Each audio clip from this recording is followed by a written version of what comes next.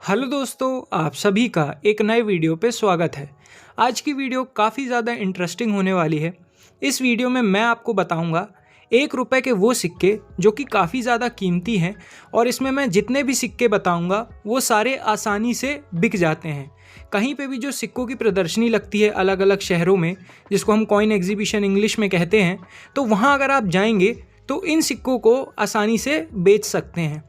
तो इन सिक्कों की इस वीडियो में मैं यूएनसी कंडीशन की कीमत नहीं बताऊंगा, यानी कि जैसे बिल्कुल चमचमाता हुआ सिक्का है उसकी कीमत मैं आपको नहीं बताऊंगा। एक जो आम सिक्का आपके घरों में मिल सकता है, जो एक्स्ट्रा फाइन कंडीशन का हो सकता है, वेरी फाइन कंडीशन का हो सकता है, तो उस सिक्के की क्या कीमत हो सकती है, बिल्कुल मिनिमम क्या कीमत हो सकती है, वो इस वीडियो में मैं आपको बताऊंगा।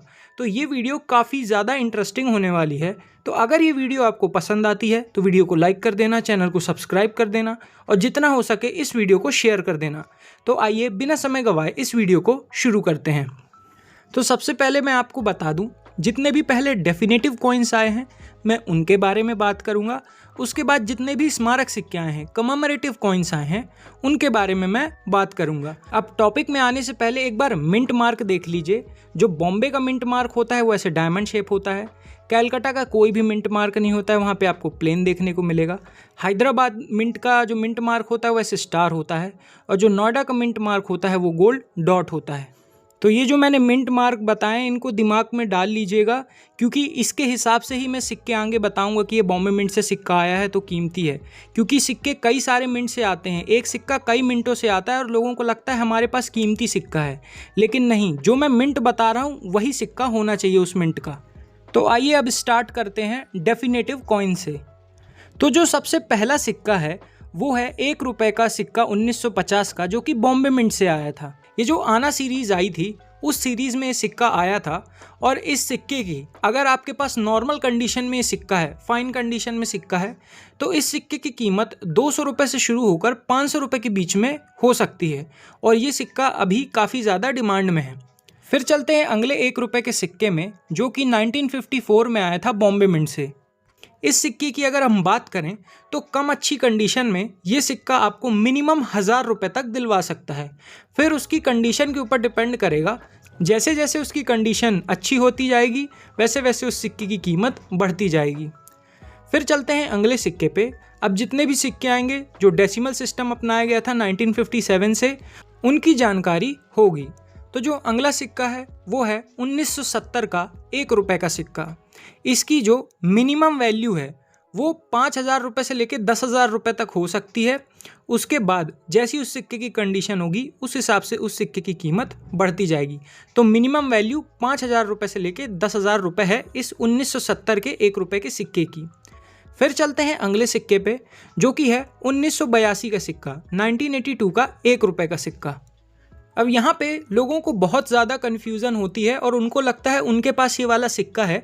ध्यान से समझ लीजिए, एक सिक्का आया था 1975 से लेके 1982 तक, जिनका वज़न 8 ग्राम होता था, और फिर 1982 से एक सिक्के की शुरुआत होती है जो कि 1991 तक जाते हैं और इन सिक्कों का जो वज़न होता है वो 6 ग्राम होता है। तो ये जो 6 ग्राम वज़न वाले सिक्के आए थे ना, जो बाद में सीरीज़ आई थी 1982 से लेकर 1991 के बीच में, इसमें जो 1982 का सिक्का आया था वो वाला कीमती सिक्का था, ना कि जो पिछली सीरीज़ में आया था।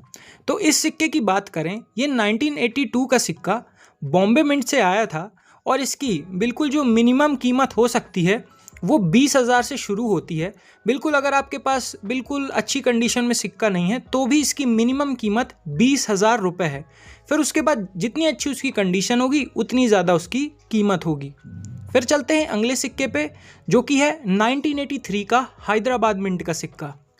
यहाँ पे मैं जितने भी सिक्कों के बारे में बात करूँगा उन सभी सिक्कों में सबसे ज़्यादा कीमती सिक्का ये वाला है, 1983 का हैदराबाद मिंट का सिक्का। इसकी कम अच्छी कंडीशन में भी जो कीमत है वो फिक्स नहीं है, वो 50,000 भी हो सकती है, 1 लाख भी हो सकती है।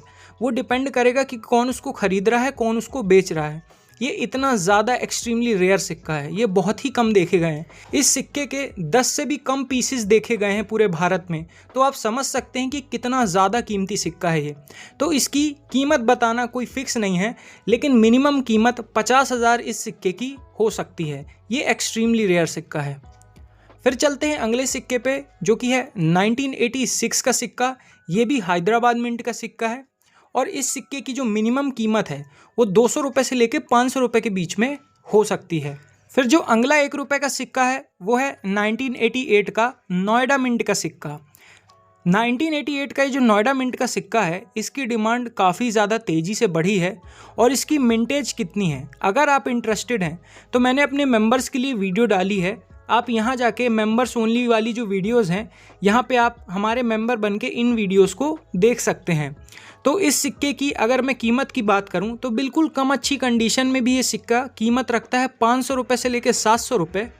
और वहीं पे अगर इसकी कंडीशन अच्छी होगी तो उस हिसाब से इस सिक्के की कीमत बढ़ जाएगी।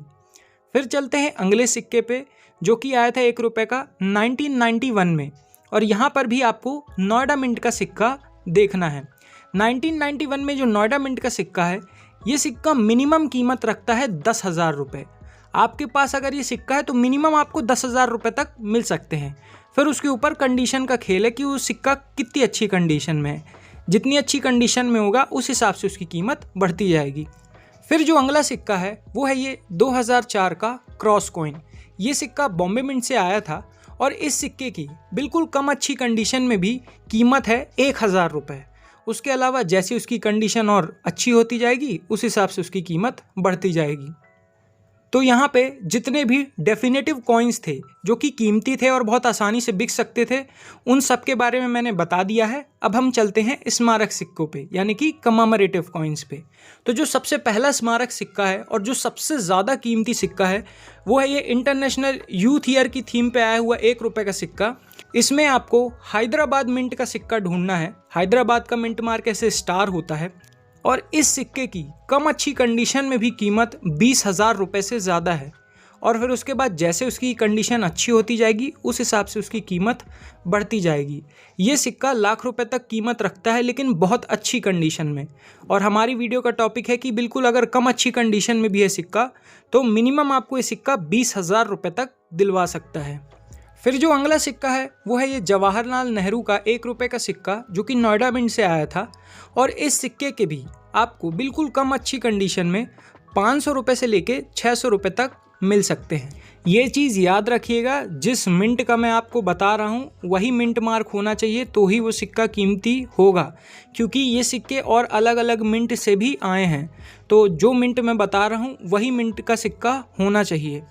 फिर चलते हैं अगले सिक्के पे, जो कि है ये international year of the family के थीम पे आया हुआ सिक्का। यहाँ पे जो नोएडा मिंट का सिक्का है वो कम अच्छी कंडीशन में भी कीमत रखता है 300 रुपये से लेके 500 रुपये के बीच में। वहीं पे अगर कंडीशन अच्छी होती जाएगी तो उस हिसाब से कीमत बढ़ती जाएगी। तो ये थोड़ा सा कीमती सिक्का है। फिर चलते हैं अगले सिक्के पे और इस वीडियो के लास्ट कीमती सिक्के पे, जो कि लोकनायक जयप्रकाश नारायण की थीम पे आया था 1 रुपये का सिक्का। यहाँ पे आपको बॉम्बे मिंट का सिक्का ढूंढना है और यहाँ पे बॉम्बे मिंट का सिक्का 2 तरीके से आया था। एक में आपको डायमंड शेप बना हुआ देखने को मिलेगा और एक सिक्के में आपको कोई भी निशान देखने को नहीं मिलेगा।